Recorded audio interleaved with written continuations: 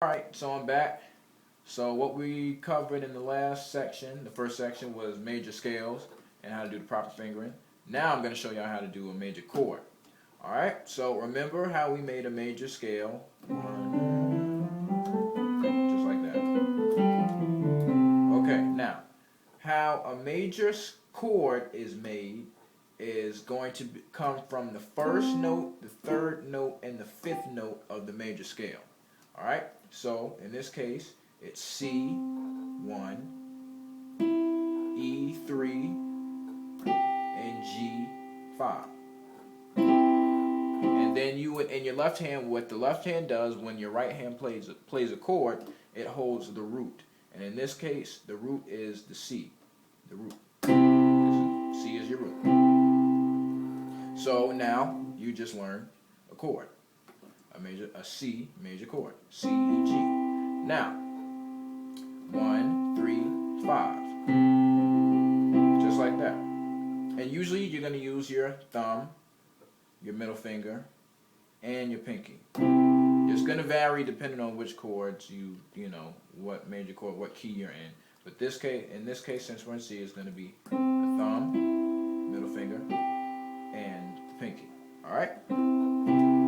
Now, there are ways you can play with the chord to get familiar with it. Let me back up. I kind of got ahead of myself. How you position your fingers on the keyboard, first and foremost, is you want to have your fingers like a ball.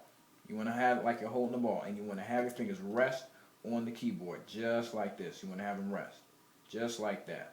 Okay? So, and you want to lean forward slightly. Your knees bent, obviously. And you want to have that proper posture. Alright, so we're going to go back into it. Your thumb, middle finger, and your pinky. C, E, G. 1, 3, 5. Okay? And your left hand will play the C bass, or the C root, since we're in C. Now, the way you can play with this is you can arpeggiate it, meaning you can take the chord and play one note at a time, just like this. Just like that, and that's called arpeggios. You're making an arpeggio. You play the chord one time. C, E, G. You just bounce just like that. That's a technique to get familiar with the chord, and I'll show you how to do some, advanced techniques a little further down the road. But and another technique you can use is inversions, meaning you can take that chord and you can rearrange it. So instead of playing it in the root position, which would be 1, 3, 5, you can play it in 3, 5, 1.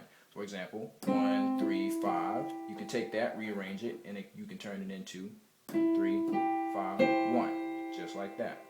And this C would move up to that C. Let me go a little lower. So C, E, G, just like that. You can take the C, this low C, and take it up an octave, just like that. Just like that. So it'll be 3, 5, 1. And you can do the same thing with E. You can take E and put that on the top. So it'll be 5, 1, 3. Just like that. And then you can take G, and then put that on top. And then you're back to your root position. So this is the root position, C, E, G, and when you invert up, that will be your first inversion, and you invert up again, that's your second inversion, and then your third inversion will be back to the root, just like that. So it'll be, and I want you to, this will be your homework, I want you to go over arpeggiating, and then inverting. Invert up and then invert down. Alright? And then arpeggiate up and then arpeggiate down. And this will get your fingers, it may hurt a little bit with your wrist. Your wrist may get a little tired, and your arm, you'll feel it in your arm as well. But it's just building strength and muscle memory. Alright? So that's all for this section. In the next section, we're just going to go a little bit deeper. Alright, let's keep going.